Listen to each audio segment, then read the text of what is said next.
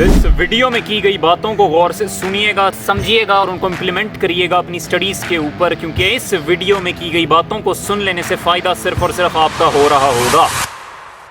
अस्सलाम वालेकुम एवरीबॉडी। देखें, आपके एमडी कैट की जो गेम थी वो महीनों से कन्वर्ट होती हुई हफ्तों के अंदर तब्दील हुई और फिर हफ्ते जो हैं वो सिर्फ और सिर्फ एक हफ्ते के अंदर रह चुके हैं।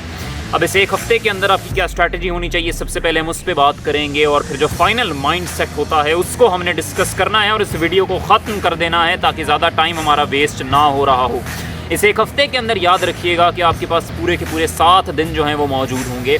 7 दिनों में आपने हर दिन में 2 सब्जेक्ट्स रखने हैं और इन 2 सब्जेक्ट्स की डिवीज़न आपने इस तरीके से करनी है कि एक मुश्किल सब्जेक्ट और एक आसान सब्जेक्ट को आप प्रैक्टिस कर रहे होंगे।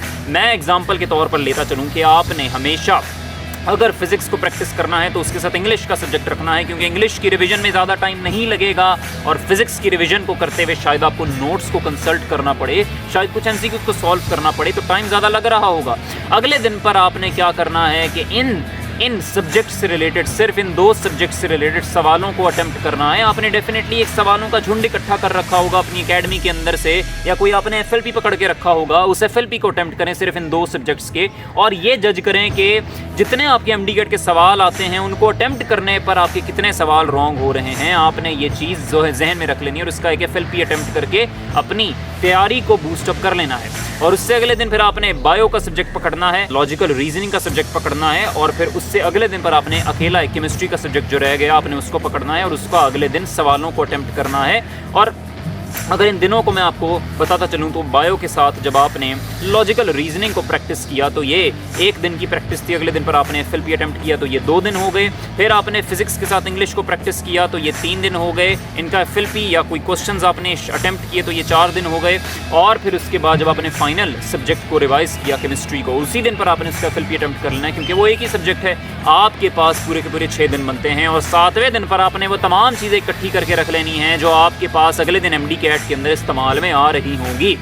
अब एक चीज़ को और माइंड में रखिएगा कि आपने एक चीज़ को कभी भी बिल्कुल इग्नोर नहीं करना कि आपने बार बार अपने आप को रिमाइंड करवाना है कि एमडी कैट के अंदर आसान सवाल आएंगे। और अगर आप ऐसा सोचेंगे तो फाइनल डे के अंदर अपीयर होते हुए भी आपको अपने सवाल आसान ही नज़र आ रहे होंगे। देखें, स्ट्रेस हर किसी को होता है, लेकिन अपने आप को हमेशा फ़ायदे में वो इंसान रखता है जिसको ये पता होता है कि मेरे पास जो है दूसरों से एडवांटेज में क्या चीज़ अब मुझे एक्स्ट्राऑर्डिनरी बना सकती है। मैं ये कहता हूँ कि इस एक हफ्ते के अंदर सब परेशान हैं। इस वीडियो को देखने वाले पता नहीं कितने लोग परेशान हैं। हो सकता है कोई एंजाइटी इश्यूज हो, तो पता नहीं क्या कुछ हो रखा हो, नहीं समझ में आ रही हो भाई कैसे प्रिपरेशन करनी है।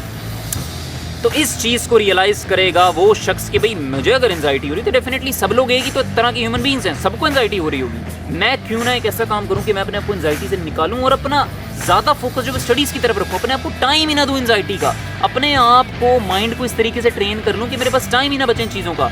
तो खुद सोचें कि ऐसा इंसान जो अपने आप को इस सिचुएशन में भी रहते हुए एडवांटेज में रख रहा है दूसरों के कंपैरिजन में, तो क्या उसके नंबर दूसरों से ज़्यादा नहीं आएंगे? बिल्कुल ज़्यादा आएंगे। यही तो कंपटीशन है। उसने कंपटीशन को जीत लिया ये अंडरस्टैंड करके कि अगर सबके लिए एक मसला है, वो मसला मेरे लिए नहीं होना चाहिए बल्कि वो मेरे लिए फ़ायदा होना चाहिए। और जब इस चीज़ को वो रियलाइज़ करेगा तो definitely he will be scoring much better than the rest of the competitors. ठीक है, तो इन चीज़ों को याद रखिएगा और अपने आप को बार बार ये रिमाइंड करवाना है कि सवाल एक्चुअली में आसान आ रहे होते हैं और पेपर को 3 राउंड्स के अंदर सॉल्व करना है। आपको मैं पहले भी बताता आया हूँ, ये हम फाइनल डे के ऊपर भी बात करेंगे।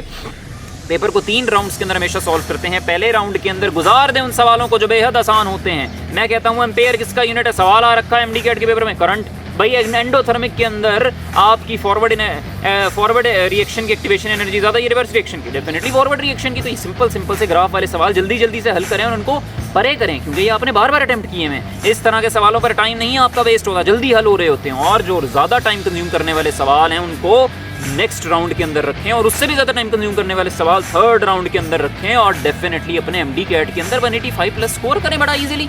ये चीज़ें याद रखिएगा। मेरी तरफ से आपको वेरी बेस्ट ऑफ लक। ये वीडियोस मैं बनाता रहूँगा, मेरी ज़्यादा कोशिश रहेगी कि इस तरह की वीडियोस आएँ, बिकॉज आई नो कि अब जो है एंजाइटी का फेस सबसे पीक पर होता है। लेकिन फिर वही बात, अपने आप को एंजाइटी के फेस के पीक से निकाल कर अपने आप को जो ग्राफ स्टेबल रखता है, अपना ग्राफ स्टेबल रखता है और अपने आप को बार बार ये रिमाइंड करवाता है कि मेरे लिए वो मसला नहीं होगा जो सबके लिए है। ठीक है, तो अपने आप को ये रिमाइंड करवा के अच्छा स्कोर कर रहा होगा वो अपने एमडी कैट के पेपर के अंदर। अल्लाह हाफिज़।